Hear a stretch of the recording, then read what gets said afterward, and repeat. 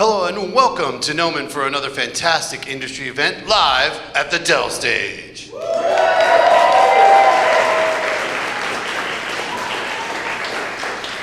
Thank you all so much for being here, and thank you at home for joining us. If you're looking for closed captionings, please head over to our Facebook or our YouTube channels, and we'll be able to help you there. We'd also like to take a second to thank our sponsors, Dell and NVIDIA. Without them, we wouldn't be able to provide you with such amazing content as you're about to see right now. And speaking of amazing content, if you like what you see, please tell your friends, tell everybody, share, like it, and let us know. Yeah, there's great seats right there. There you go. And we do this live on campus. You can always check out what we're doing here at Gnomon at gnomon.edu. So tonight, we're here and very excited to welcome Gnomon alum and DreamWorks 3D artist Hannah Kang for a presentation on character art in The Wild Robot. She'll break down the character creation process from sculpting and fur to final turntables and animation tests. How many of you have seen the movie here? Fantastic, fantastic. It's a great movie, and I'm very, very excited to hear this presentation. Oh, you too? That's very surprising. But if you have questions, make sure to stick around because we're going to have a Q&A afterwards for you here live, and also for you here at home. Go ahead and put your questions in the chat, and we'll work on getting to those as well. So, without further ado, please help me welcome Hannah Kang.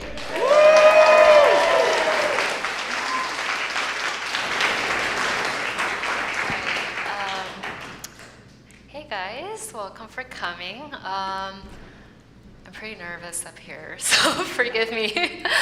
Okay, who came here to look at breakdowns? Okay, the X is right there. Just kidding. I can't give away any softwares, but the way that I created these slides were me thinking about when I was going to Gnomon, and just thinking about what I would have loved to see. So you're gonna see some of my failed attempts, and yeah, but a little bit about myself. I graduated Gnomon around 2015, and at that time, I was creating a reel and filling things in with things that inspired me, and one of them was Chris Sanders. The sketches that I looked at his, I love the simplicity of it, and it really spoke to me of just the amount of personality it has. So, sorry, I'm trying to catch my breath. Yeah, so coming back here, it's been 10 years since I've been here. And this place is definitely a special place to me because I learned everything to get my foot into the industry here. And you know, coming to the school at the open house, I saw a lot of monsters and creatures. I went to a traditional school, but pivoted into the school after going to the open house and realizing that I could really excel my skills at the school. And I really feel like I made a great decision doing that. I made some really great friends, and definitely got my footing into the industry coming through the school. So it feels pretty amazing to be back for the first time since 10 years and presenting my work that I did on a Chris Sanders film. So thank you. Okay, so here we go. All right, so this one is pretty obvious. Modeling, who do we work with? Depending on what time you come into production, you're gonna either work more with art, animation, rigging. You're gonna work with all these departments, but depending on the timeline you come on, you're gonna work with either more or all of them at once, okay? Okay, so I'm gonna walk you guys through all the characters in order of how I received them. So the first character that I worked on was this Weasel, and Nico Marla, he's kind of a legend at DreamWorks, and I'm sure beyond, outside of the studio. And I think the thing that was very intimidating coming onto this project was the fur aspect. There's gonna be a ton of furry creatures and a robot, right? So I think human-wise, it's more secondary, and the creatures are gonna be more dominant. The supervisor, Hyun, he kind of gave us the freedom to either sculpt or approached the route of using actual fur. And obviously, wanting to show my A game, I wanted to kind of go down that rabbit hole. Jumping on the project, I had no idea about fur. So it really was just diving head in first and figuring out a pipeline for myself. All right, so very cute creature. It's not a typical weasel as far as proportions go, but I think it's very charming. So this is the this is the sculpting pass, and you can see how the eyes are really pushed forward, and it has like this very S-curve shape to the character. And it really was figuring out the world at this point. Whenever I could hop on a show, it's figuring out what is the visual language, what is the style, and in the first, I would say 1 or 2 characters, you're figuring that out, right? Okay, so I kind of wanted to put this, I'm not embarrassed to show some failed attempts. And this was me trying to understand fur. And you can see here, the idea was I wanted to add some sort of clumping. I tried to do that over here, but it looked really strange. And then here was just, the clumping was too even, right? So, you know, these were, you're not gonna have success without some of those fails. So I wanted to include that in because I think as a student and trying to get into the professional field, it is important to know that you're gonna have a lot of these and you're gonna be pulling your hair. And I'm sure you guys are already experiencing that. Okay, so with a lot of crashes, as sophomores do, I had to figure out a way to keep my sanity, and I decided to just work on a little patch, and it happens to be the butt. So I started working on this area, and I'm like, okay, if I can get a look down in just this area, then I can replicate it across the whole body. So this was just kind of the test run, and I was like, okay, I think it's working. It's looking kind of the way that I want, so let me move forward with that. Okay, so eventually I covered the entire weasel in here. I added some textures to give it some life to it. And with the grooming process, there's a bit of an anatomy to how the fur works. So if you guys don't know what fur tracks are, a great place to start, at least where it helped me, was Terrell Whitlatch.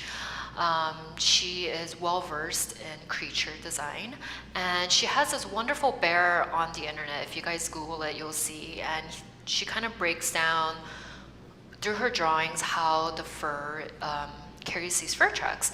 And the fur tracks, what they do is they carry the water down away from the face and down towards their legs.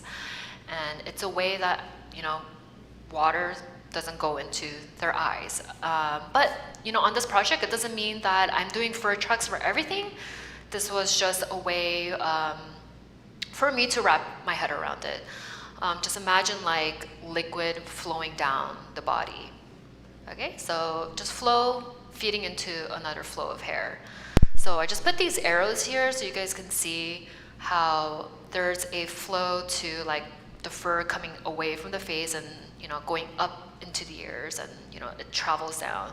So you want to do this in order to avoid patches of hair kind of overlapping each other. Okay, so these are just, you know, more views of the weasel. And I was pretty happy with my attempt. So it was really exciting to show this for my review because I felt like it turned out. Yeah, and I presented this to Ramon Zivak. He is a production designer, and Jakob Jensen, he's a head of animation. And, you know, I got the approval. I felt like, I don't know, I'm just a big fan of the back here. I have a dog, so there was definitely a lot of inspiration that I was able to pull from. And yeah, and you know, just another pose, just trying to figure out, you know, the character, the personality of the weasel. All right, so with this one was a special just a piece by itself because this one was when I got Chris Sanders to laugh really big. So it felt really nice coming out of the meeting. I was in a bit of a cloud nine that day. But yeah, it's silly, but I think it has a lot of personality to the open mouth, so it's really fun to see. All right, so Badger, if you haven't seen the Badger, if you guys go to the LA Zoo, they have this Badger at the zoo, and highly recommend to go watch it because they're really, really cute. So at DreamWorks, they give you these concepts, and in the pipeline of Wild Robot, Jakob also provided us with exploration and expressions for the Weasel. So we get all of these, and I kind of just run with it, right? So with the Badger, learning everything from what I did with Weasel, I wanted to see where I can push it even further. So every assignment I get, I'm thinking about how I can push myself further as an artist. All right, so more failed attempts. You can see here, this is note-taking for myself. It's actually just self-art direction. A lot of times when I am sculpting, there's gonna be times I just hit a wall and I'm not gonna understand why it's not turning out the way that I want it to. So I won't break down the notes too much because I don't think that's gonna be too fun to talk about. But the idea is that I highly recommend to step out of 3D and go into that 2D mode and step away from your computer and analyze it from afar and just see what's not working.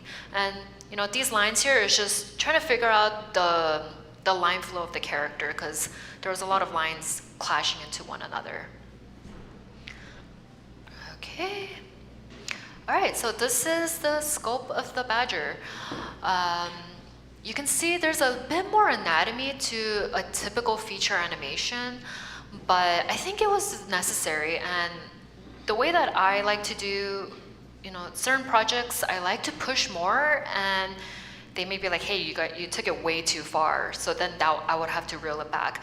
I'm okay with that. So this is kind of like me really pushing it far, and thankfully they liked it. And this is really gonna help me with the fur tracks in the next phase. So, there's some interpretive forms and anatomy. As long as it's believable and grounded in reality, it's going to work. Okay, so, looking at the concepts, looking at the heat of the design, I tried to implement that, just how wide the head gets and with that taper nose. Okay, so here, I wanted to show grooming layers. I know it looks a bit freaky. I think he has eyes. Okay, I'm not sure. But I wanted to just show that I was layering these fur just to get that in-depth fur look. So I wanted to just kind of show that. And then eventually it landed on this. So if you look at a Badger, they're very flat on the top. And if you think of like an ottoman, that's what I was thinking of. Just like really wide and flat. So I tried to capture that. And you can see here how wide it gets in the back. And they kept telling me to push it further. Oops. Yeah, and then again, with the flow. So if we look in the next slide, you can see here, I'm trying to get that division in the center. And then the fur goes all the way to the side of the arm, and it starts to clump on the side. And there's almost like a mohawk on the side of the arm, which is really unique to these Badgers. And you can see here this hairline. The hair is radiating out from this point here. All right, so this is where it ended up. I can kind of zoom in here just to show you guys. And he was a lot of fun to do. I learned a ton just trying to figure out like, how do I get this flatness? There was quite a bit of planning that I had to do in order to achieve this, but definitely some of the sleepless nights paid off. As long as it looks good at the end, I don't mind not catching some sleep. All right, so Porcupine. Initially, when I got this, I was really excited, but there was dread that sank in really quickly because the amount of quills I had to deal with. So what I thought was, okay, I'm gonna deal with this one at a time. Let's deal with the sculpt first. All right, so here, another failed attempt. You can see how the proportions got away from me. As I sculpt, when I'm really zoomed in, I'm like, wow, it looks amazing. And then as I step back, I'm like, whoa, that looks weird. So then I had to like shift the head entirely back, change some eye proportion, the nose, and try to bring it into, more of a reasonable state along with the design. All right, so this is where it ended up. I love to add colors as I sculpt. It just helps me bring out the personality. It's definitely part of my process. I don't like typically doing grayscale unless I can't figure out my forms. So that's where I would stay in that area. Yeah, so you can see it's a bald porcupine. I didn't attempt to do quills yet because I just needed to get the buy off of the forms here. And you can see some anatomy is more pushed. It was really fun working on some of these forms here. Just some of the different plane changes that are happening. And I just love playing around with these type of shapes. All right, so eventually I got to have quills on the porcupine. And the way that I treat it was just treating it like fur, right? And then eventually doing some manual labor. And yeah, that is how I achieved it, treating it like fur. Yeah, and with the porcupine, there wasn't much fur tracks. The more emphasis was the quills and making sure that I get that to read right. Yeah. All right, so here it is. It kind of reminds me of like a really nice old man. And like every time I do characters, I think about, faces that I ran into, or like definitely my dog took a lot of inspiration. So, when I sculpt like this, I'm like, oh, okay, like that's the vibe I'm going for. So I do rely on vibe a lot. And sometimes it's hard to explain that. All right, rabbits and the baby.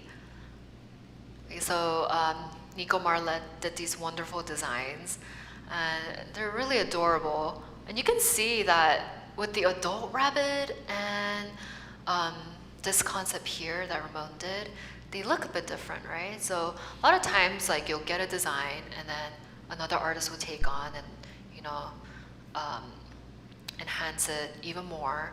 And there's a aspect of all of us working as a team.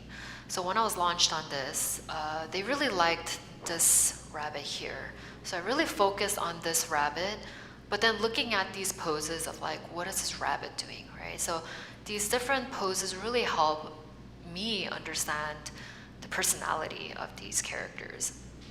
Yeah, and this was my first time doing an adult and a baby. So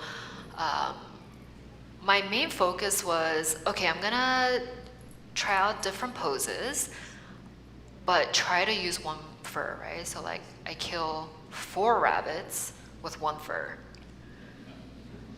All right, so this is the adult rabbit, and it was a lot of fun. I didn't go too crazy with the anatomy, but sometimes I just enhanced it a bit more so that when I do add the fur, I can understand like how it should wrap around the skin. This face was inspired by my dog a lot. This is how she stares at me when I have food. So hopefully you can see that. Okay, and then the baby rabbit. All of these share the same topology.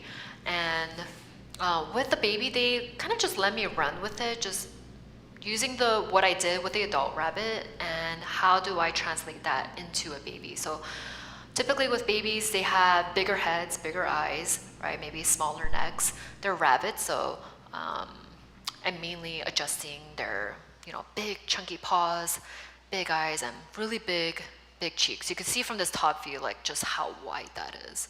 But these were just a lot of fun. And I think with rabbits, they always come in a litter. So I just thought it would be really lonely if there was just like one rabbit and one baby. So I did 4. All right, so here is, again, the grooming process.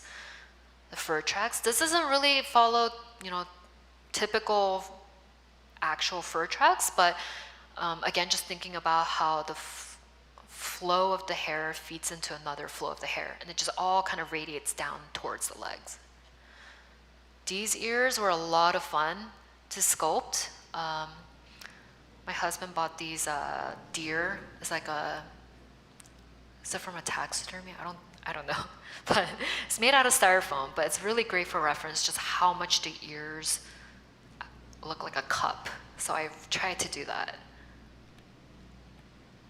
All right, so more flow. I tried to bring, instead of all the fur just shooting straight up, I try to add some contrast by bringing the flow of the fur towards the center.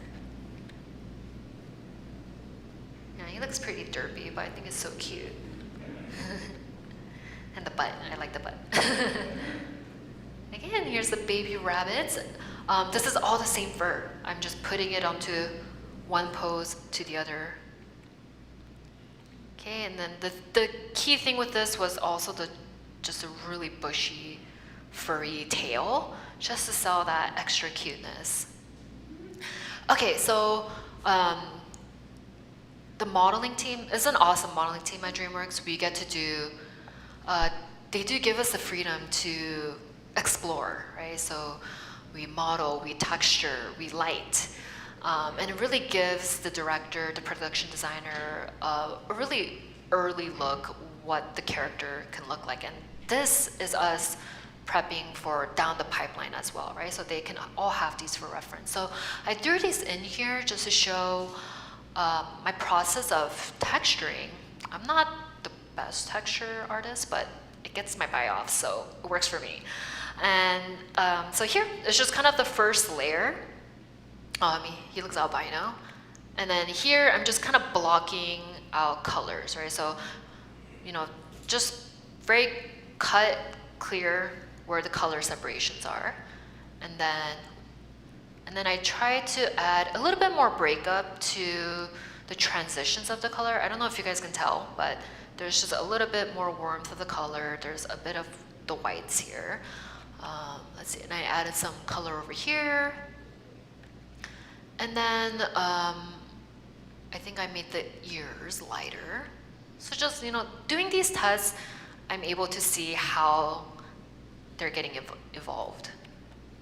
Again, there's not too much difference here, but the idea was just to push that contrast even more.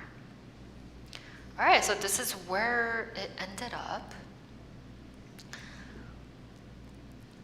Right here. And then it's funny because when I went in for reviews, Chris was like, oh, it looks great. And then when I did this, he started to laugh. And anytime I can get a laugh, it feels amazing. I think it's one of the best compliments. So, yeah, and this one was like a quick one where I'm like, okay, he or she is very symmetrical, but it still had a ton of personality, and that's what I was going for. And then the babies, looking scared. This one looks scared, because they're gonna be dinner. And then the family. All right, Wolverine, this was like my exit character. I was happy to get this one. If you look at here, it's not a typical Wolverine, it was a mohawk, right? And the nose is big, and that's pretty consistent in the wild robot world. I think gives it a really cute, charming look. When I received this, when it got launched on this, they kind of gave me the freedom to run with the idea of Wolverine. So, it was reference the concept and change a few things, right? So you get these golden moments at DreamWorks that I feel like is special to DreamWorks, where the thought isn't fully figured out, and they kind of let the modelers be like, hey, can you just go run with it, right? So that's exactly what I did. So I ran with it, and it was a hard one to figure out. It was constantly looking back at references and the concept, and just figuring like, what do I pull from the concept versus what do I pull from the reference, right? So just trying to figure out the in-betweens. And I had a lot of fun just figuring out the character, and again, just looking at the line flow and just seeing where the intensity of the character is. And I think this view is one of my favorite because the line just kind of goes really dynamically towards the face. But yeah, and I think, when you are given these opportunities, it's great to run with it. Even if it gets shot down, you do your best attempt at it. And when I went in for the review, it just didn't match the entire world of Wild Robot. So that was totally cool with me. And we ended up just adjusting some of the proportions. We kept like the big chunky paws, which I think is so, such a great feature on a Wolverine. So this was just bringing it back into the Wild Robot world. Okay. All right, and then I started adding fur to the character. I feel like with fur, if you just add fur to even a ball, it looks cute. So I encourage to learn it. All right, yeah, so, pretty straightforward flow of the hair. And this is where it ended up. All right, so let's get into the topology. I know we're all CG nerds here, so we like seeing these kind of stuff.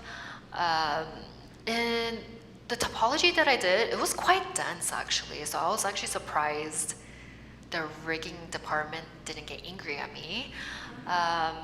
Or maybe they did, I'm just not aware of it.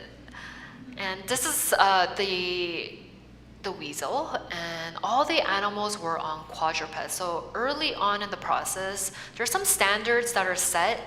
Each film is different, and it really depends on the type of acting they're gonna do. And the Wild Robot is more grounded in reality, so they're not gonna just get up on their 2 feet and start walking like a human, right? So this is why they were all on 4s. In the process, there was a lot of anatomy talk, and this was a note by Jakob, and this was just showing what the bone would look like underneath in this really stylized Weasel. And this helps just understanding like where the bends are going to be, and finding those apex points of to enhance, to help down the pipeline. All right, again, super dense mesh. Let's zoom in. The face. It's pretty dense for animation. But yeah, some of these were just there to help keep the anatomy features and not get that too soft. Again, I got away with it, so it felt nice. Okay, the Porcupine, this was a labor of love and hate, but all the topology on the Porcupine are exactly the same poly count. So that was gonna help the rigger and everyone down the pipeline. Yeah, but I'm pretty proud of it. All right, so here we create mouth bags because they need to talk for all of the animals. And this is just, I threw this in there just to kind of show what the inside would look like. And I think, at least when I was a student, I didn't understand a lot of these things. So on the job, I'm learning like, oh, okay, that's more of the proper way to do it, right? So even when you're working on the job, you're gonna be learning a ton. Every film is different. And you learn a lot from your coworkers and just different departments you deal with. again, rabbit. Just showing you guys all the animals. And this, I believe, shares the same topology, I think. All right, and the Wolverine. I think this one's one of my favorites out of all the topology. All right, so here, what's really nice about DreamWorks is that you can see things going down the pipeline. And as it goes down the pipeline, you can see how it's being treated. As many of you guys know, the Lookdev path has more of a 2D treatment. And it's just a lot of fun to see like what people do with your model. Yeah, so there you go. And then the Porcupine, they did an amazing job with this. I think that's it, okay. And then the rabbit. His poofy cheeks. Okay. Yeah, and this is just more of like, you know, what you're gonna see in the film. All right, threw this in here, because I love that snow they put on that Wolverine. All right, let's do that one more time. Play. Yeah, every time I could see effects on just an environment or, you know, on a character, it's just so fun to see. Okay, the fun part, when you get to see your animals move. So it's a real treat when you get to see this. You can really see the character come to life and just how they're able to add even further emotions and personality. So it's a lot of fun to see. All right. And, you know, further tests that the animation department's doing. DreamWorks has an amazing animation department. I know someone is referencing a dog here. There's just no way.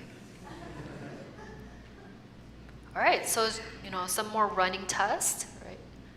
I like that, like, when it turns around, it looks. Okay, and more walking is so cute.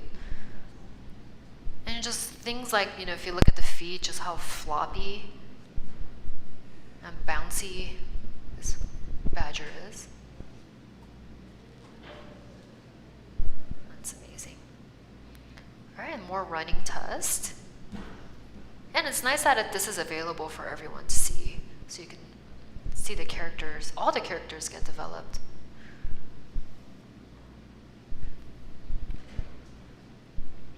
All right, rabbit.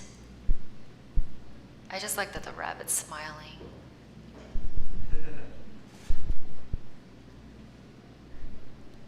Yeah, these kind of just, you know, speaks for themselves. Let's do that again. Yeah, it's amazing all that Quills move with the legs.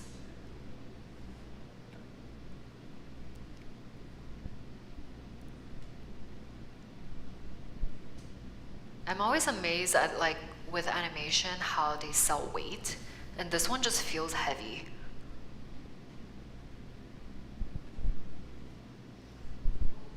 Wolverine. Such a cool character.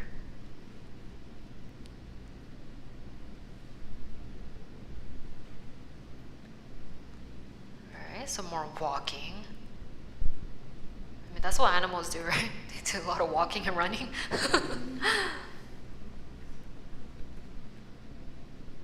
Okay, let me slow this one down. So these are just like expression tests that DreamWorks does in animation. And you can really see like what they're trying to push. So like how far that brow comes down.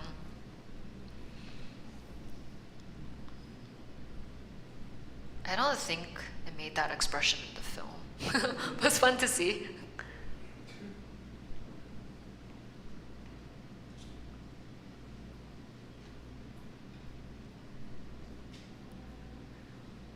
Okay, and next slide.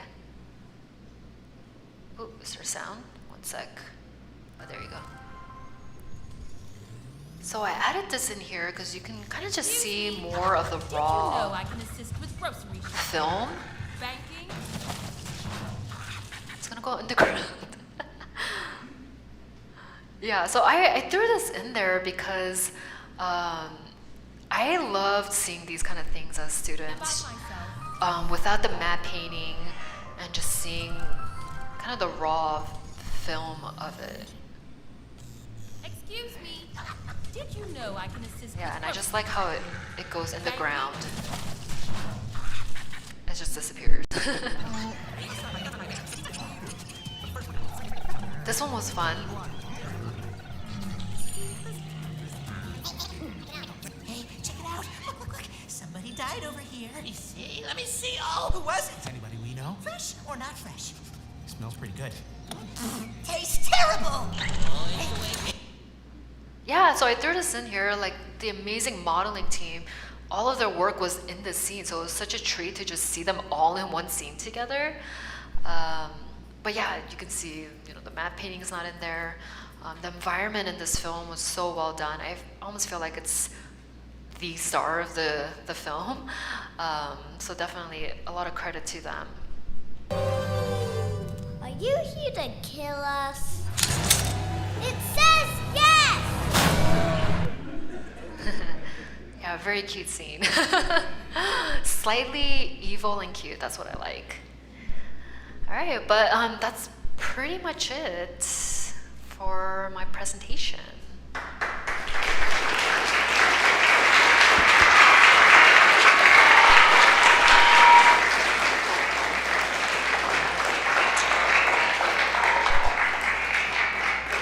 All right, thank you so much. So those of you who have been here before probably know how this Q&A works.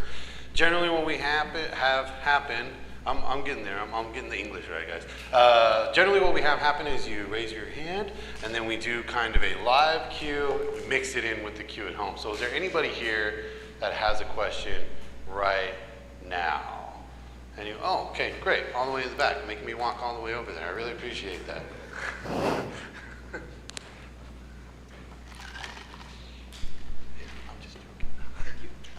I really love the porcupine. I was curious, was it more like feathers where you had like a library of quills, short, tall, bendy, and then they were sort of instanced on the follicles using masks? And if that's the case, I'm also curious about how they got rigged and animated. So like when the porcupine's excited, it explodes outwards, or if he's relaxed, it kind of like goes downwards. I was wondering how that was done in the movie. Okay, so was the question like, how did the quills move? Yeah, got rigged and animated. And also like whether your grooming process was kind of like you have a library of meshes and then they got instanced on the follicles. Right. As far as how it moves, I don't know what they did. I know with some of the fur, it was like there wasn't effects attached to it. So I don't know if I can really expand on that question. But the other question of if I have a library, I didn't have a library. I treated the quills more like fur and then converted that into geo. And then they all shared the same UVs. And the thing that the modeling does is we go for a look. So what they do down the pipeline as far as like how it's being animated and all that, I'm not too sure of like what the technical aspects are. But yeah, it was there was nothing from the library. Everything was all manually built, if that makes sense. Yeah, cool. Thank you. Yeah, I think the thing with this process here that I wanted to just show is that there's not a ton of secrets behind it, which is kind of a good thing, right? Because I think when I look at when I look at amazing work, I'm like, how did you do that? Like, what's the magic behind it? And when it is more straightforward, I'm very relieved by that. So just wanted to share, it is very, very, no illusion, if that makes sense. So Coco from the stream asks, what do you recommend to someone struggling with the blockout phase when starting out with modeling? Wait, what was the question? Sorry. What do you recommend to someone struggling with the blockout phase when starting out with modeling? Okay, you have to capture the heat, right? So you're figuring out proportions, and so the reference that I use a lot is this artist named Philip Furrow. I bought all of his books. Well, my husband bought it for me. And the thing that he talks about in there was if you're not able to capture the heat, meaning where the proportion and the relation of the features land, then no matter how much detail you put on it, it's not gonna look like the character. So in that block out phase, just figuring out like where the distance between the eyes to the nose to the mouth, and where the ear placements are, those are all gonna be things that you're able to see early on, even without all the details.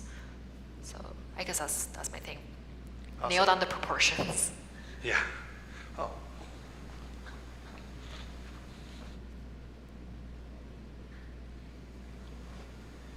Hi. Hi. I was wondering what's your approach for texturing and shading the fur?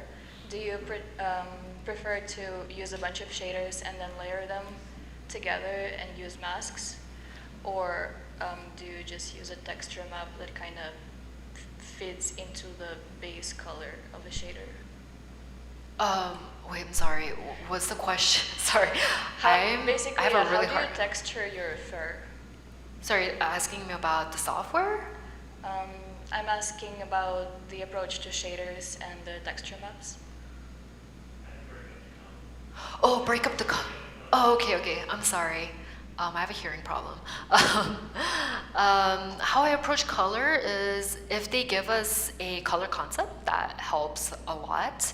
And then, kind of like what I showed you in the rabbit, the way that I do is I like to do one layer of color and then start adding blocks of color. And then, kind of like when you do modeling, you look at the big shapes, medium, then small. So even with the texturing process is looking at the big shapes, so the color breakouts, and then the medium shapes would be like the gradients, and the small shapes would be the extra tertiary detail. Hello. Hi. I was wondering if you could break down kind of like the time frame for each part of the characters. Yeah, great question. I think a lot of students is curious about this. So on this project, depending on the complexity of the character, you're gonna have a week to model out the character, and you're gonna have about 2 weeks to do the fur. So I think with the porcupine, I probably got more time with that. And this is stuff you're gonna communicate with your supervisor, and just good communication helps a lot with deadlines. I know that's intense for a lot of people, including myself. So yeah, I think after you do the first 1 or 2 characters, you kind of understand like, okay, this took me this long. So, you look at the next character and think about, okay, what are the complexity? If I see a face where I'm like, okay, there's more things I need to figure out as far as design goes, or there's just some ambiguity, hopefully you can get like a week and a half. So every show is different. But on this project in particular, the time frame was about, I would say 3 to 4 weeks as a whole, getting it down. And as far as topology, that would be like 2 weeks, under 2 weeks. I had a question. Hey. For someone who's just beginning to get into 3D modeling, what would you say is the best thing to start practicing? I am gonna sound super boring, but it's gonna be your fundamentals, your anatomy. And I would say look at design rules, like your line flow, proportions, but I usually started with anatomy, and that's the way that I trained myself, because in order to play with complex shapes, you have to understand how to play with the plane changes. So without knowing that, what I've noticed when I was a student, your character tends to be more mush. You don't know where to exactly hit the high points versus the low points. So I always tell any student to start learning anatomy and just getting really comfortable with that. And in the beginning, a lot of your work is gonna look like an anatomy study, and then eventually you're gonna have to learn to break away from that and try to be more playful with your anatomy and bring that into, in this case, the more stylized world. Hi. Hi. I wanted to ask if, so it's when you're making an animal, it's usually covered in hair or fur. So with sculpting without hair or fur, how do you picture the finalized version when you're doing the sculpting of the body without the hair? Like, is it, how do you imagine the version with the fur on? Oh, so like how do I have an understanding what the fur is gonna look like? Yeah. There's a bit of a trusting the process. So you don't actually quite know. You kind of have an idea in your mind, but it really is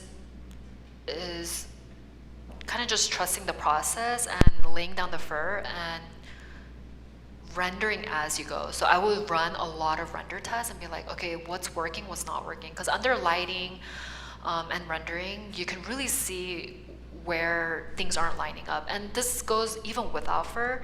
When you look at your sculpture under lighting, you can see, just how certain things just look off. So I would say there was a lot of rendering in the process, and then just kind of trusting the process. Yeah, that's pretty much it. Cool. So we have Kingston from the chat asking, how do you reconcile working with art direction that may be vastly different from your own personal style, especially with the movies because the movie has a bunch of different art styles.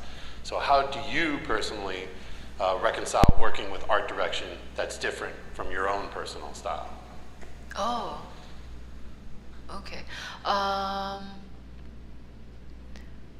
So this is kind of a roundabout. My background is from Legacy Effects, and when I used to work at Legacy Effects, I worked on a ton of different styles. It was stylized, realism. So I got a lot of practice just getting comfortable working in a different level of stylization. And on each project, you're going to, at least in the first one or two characters, you're figuring out like what the art director and the production designer is looking for. So it's not like when I go into a project, I know right away what they're looking for. So, there are certain guidelines that they set. And as far as personal work goes, it definitely does bleed into my professional work. For example, the anatomy in these animals, that comes from me practicing anatomy on the side with my personal work. So they all kind of feed each other. The main thing with professional work is just hitting the target of like what they're looking for. And as far as personal taste in the process is, I may have certain opinions of like, oh, I like this certain shape, but if it's in line with what they want, then it kind of just works out, right? And if it doesn't, you change what they are specifically asking for. So you're able to compartmentalize your personal with your professional. I don't know if that answered it, but. Hello. Hey. Oh, okay, hey. I was curious, you were showing the two rabbit concept designs before you made it into a 3D model, and I was curious how often design conflicts happen, where they would show two references that contrast, or two supervisors or directors have different visions. How do you go about balancing that? Whoever won't get mad at me. I'm just kidding. When I get conflicting design, I try to just communicate as much as possible. And there's a period where you can just kind of run with it, in the beginning especially. So just kind of take your best shot, like, okay, what are they in the launch process? You ask a ton of questions and just ask like, okay, what do you like about this area of the concept versus this area, right? And then find a way to kind of just bleed those in together. And you bring your best version of that. They may love it or hate it, and then they'll steer you in a direction. So I think at DreamWorks we do have I personally love that pipeline because it lets you explore, right? We're all artists, so I love that flexibility at times where I can kind of wander and explore different shapes and, what part of the eyes do they like on this one versus the mouth, right? So sometimes it does make you spin your wheels because you're like, it doesn't look good. Like, I don't know why it's not looking appealing. So that was kind of the example with the badger where I just couldn't get it to look appealing. And sometimes with appeal is kind of, it could be a taste, right? Like, you can't really put into words, but just, it doesn't look good. So, I don't know if I answered your question, but yeah, I think it's just a bit of experimenting and addressing, and those steer you in the right direction. Hi, I had another kind of anatomy question. So the rabbit with and without fur kind of looks, it has a similar shape, but birds without feathers look like nightmares. They're very different. Yeah. I'm kind of wondering how much you might fake like a bird, so that you're not putting all the shape actually in the feathers, versus, no, you make a bird like a bird and you put in all the work to make the feathers shape around it.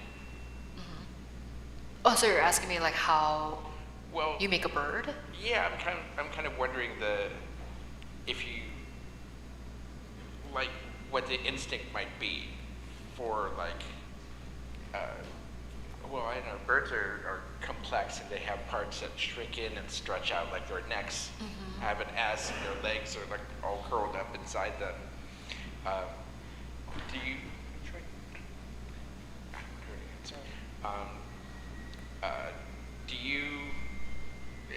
Is the instinct to kind of make a shape that's kind of shaped like a bird and put feathers around it, or to make something that has a weird anatomy of a bird and then put in the work to shape the feathers so that it looks like a bird looks? Well, thankfully I didn't have to model a bird on this project. But I imagine if I was to make a bird, I would look at the anatomy of a wing and then block out the bigger shapes and then think about the feathers as a secondary pass. So I would add the feathers on top. So it really depends on the pose you're going for. So are you seeing the whole wing versus is it folded into their bodies? So if it's folded into the bodies, imagine you could do some cheating where maybe you don't even model the wings, or maybe it's just more like flat. And there's definitely, in the process, at least with modeling, when you're trying to get a buy-off, you can definitely trick with illusions. But, I think if you mimic real life, where it's kind of built how it would be in real life, it does sell the believability even more. But yeah, I think it depends on the pose, and I would suggest to block it out with simple shapes and then add the feathers after. Feathers is not my favorite. I've done feathers before and it's not fun. So when I get it, I usually dread it. Like, why me? So, did that answer your question? Yeah, thank you. Okay, cool. So I had a question. So you mentioned that topology or texturing with four quills might take each process around 2 weeks. So I was curious about when you are sculpting or modeling, do you do those in specific poses and then afterwards, do you pose them during that sculpting process, or does that come later after you hand it up to the rigging team? In which case, how is the dynamic between passing off your work to other people? How is that kind of situation involved? And do you ever have to say you notice a pretty glaring, or like something that you really want to change in one of your models after having sent it already in, and it's already modeled and rigged, how often do you have to like fight to get those changes made of past works, if applicable? Okay, so you're asking me how it goes. Sorry, it was a lot. Yeah, sorry about that. My bad. So basically, at what point does the rigging team get looped in with your model? Mm-hmm.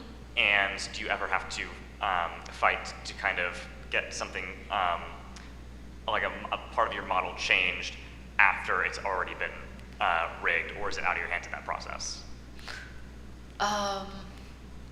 So the way that typically DreamWorks does is you do the model, and then you get the buy-off of the work you did, which is typically in a pose, and then you go through a neutralize, right? So that's where you put it more in that neutral pose. So as far as what we do on the pose model, that doesn't get passed down because it's not the topology that we want to use for the film. So in the process of trying to get a buy-off, there's no in between, like where I'm talking to a rigger or whatnot, like where they provide me with like a rig to help me pose the porcupine quills. That's all just done in the modeling because we're going for a look, and then eventually you neutralize it, and that's where you're talking heavily with animation, rigging, and it kind of just passes down that way. So in the process of making the look, you're kind of talking a lot with the art department and occasionally the animation department. I don't know if that answered your question. Yeah, so you're kind of like creating two different models. Mm-hmm. One that's primarily like used for like that concept pose where you're going to be like doing the grooming and texturing on that. Mm-hmm. on that part, and then you're going to create a separate one that's for like proper topology and whatnot, and you're going to be sending that one to the different rigging teams and whatnot. Yeah.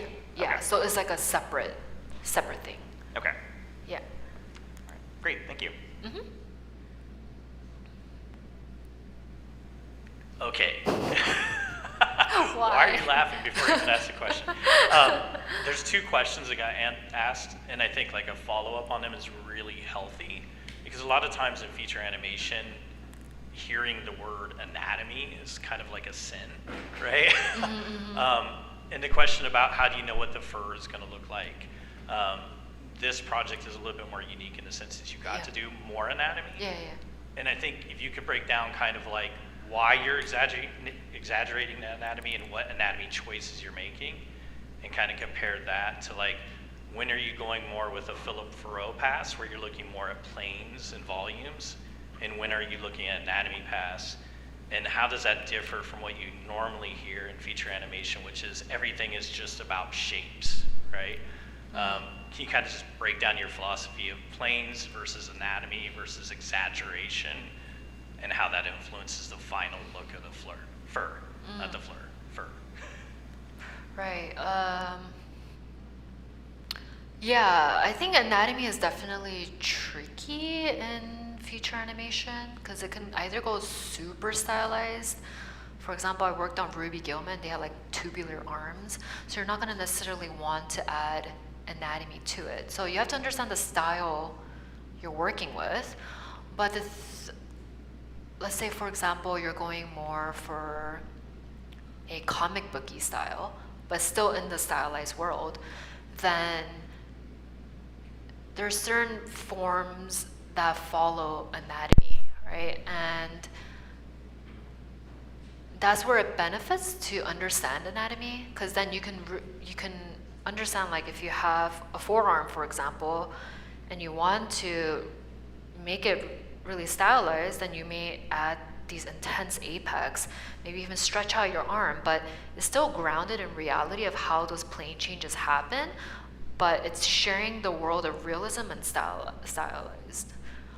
So I'm a huge believer of understanding anatomy regardless of what sector of style you go into, because I think it all helps. And I think of forms a lot more in plane changes, and that does come a lot from filo-furrow. And I think with the filo-furrow reference, it's just, for me, myself, is just trying to get away from everything looking very sharp and wood-like, so adding more softness into my characters. So yeah, I think it just all helps. Doesn't matter what style you're working in. It's knowing how to manipulate the shape. Awesome. So we have a couple more questions from the chat. Some people are actually curious kind of about your career journey. You had mentioned that you did a stint at Legacy, is that right? Yeah, Legacy Effects. So could you talk just a little bit about that? So you left Gnomon, and then yeah. Yeah. Take it away. Yeah, coming from, so at Gnomon, I very much knew I wanted to get into feature animation. If you look at my student reel, it's all stylized work, and I never really veered away from that. And when I graduated, I had the opportunity of either going into DreamWorks TV or Legacy Effects. And the way that I saw Legacy Effects was there's amazing artists that works there, and DreamWorks TV as well. But I knew personally as an artist, I wanted to further my education, and I believed at that time that I was going to get the most out of working somewhere, that has quick turnarounds, but also you're working on films, commercials, TVs. So I took the route of Legacy Effects, and I don't regret that one bit. It's such an amazing studio. If you guys haven't been there, it's one of the gems in LA where you can look at actual, like costumes and props for films. And yeah, I met really great friends there. I'm still friends with them till this day. And after that, after Legacy Effects, I had a friend, Leticia. She was working at DreamWorks at the time. I asked if there was an opening, and got good referrals from her, and good advice, and kind of started my journey at DreamWorks after that. So I've been at DreamWorks, it's coming on to my 7th year. It went by really quick, and yeah, I'm loving it till this day. So that's just kind of my path. A quick condensed version. Hello. I just wanted to know how the DreamWorks Animations pipeline works, and how that, depending on the movie, how does it just come into play, like the whole pipeline for making a future film and DreamWorks? Wait, all right, so the question is, was the pipeline at DreamWorks? Yeah, kind of off topic, but yeah, just like the DreamWorks Animation pipeline. Yeah, so you, depending on where you get on, you're either working in pre-production, or if you jump on during production. Modeling is very much early in the process, so you're working with the art department a lot in the beginning, and yeah, so it's modeling, and then after you do that, you neutralize. It goes into animation breaking, Lookdev, and then as it goes further, it goes into effects and lighting. So I think that's like typical for most studios. I imagine, like animation studio, there's a way of like how it goes about. Like once modeling happens, then all the other departments have something to do as far as, okay, now they're able to build this scene, and now we're able to add hair on this character. So it all starts with art and modeling, and then it gets all passed down. Did that answer it? Yes. Okay, cool. Awesome. So then our final question comes from chat. I'm assuming you've seen the movie. Sorry, what? I said I'm assuming you've seen the movie. Yeah. They're very curious on what was your favorite part of the film, or if you wanted to like select a couple of parts of the film that you really enjoyed. Ooh, that one's hard to pick, but I really liked, honestly, the opening scene when it pans out and you're able to see the whole forest. I actually really like the environment a lot, so it just felt really epic and gave me goosebumps. So I think that's one of my favorite scenes. And my other favorite scene is the liftoff, right? When when Roz is sending off. So that was a very heartfelt moment, and I think with the music and all of that at play, it felt anything that feels epic, because we need more epicness. Yeah, there was definitely an epicness feel to it. I mean, no spoilers. If you haven't seen it, I hope you're enjoying the stream. But but yeah, it definitely really had that kind of impactfulness in a lot of the scenes too. You know, so it was a great movie. It's really fantastic that you were able to work on it, and thank you so much for being here. A round of applause for Hannah. Thank you, guys. Thank you all so much for joining us. Thank you for joining us, and thank you for joining us at home. If you're curious about what Gnomon can do for you, go ahead and contact us at gnomon.edu. And if you're curious about other stuff that we're doing, follow us on our socials at gnomon_school, and you can also get information on our website there. And until next time, we'll see you, and we'll see you all. Thank you all so much. Goodbye.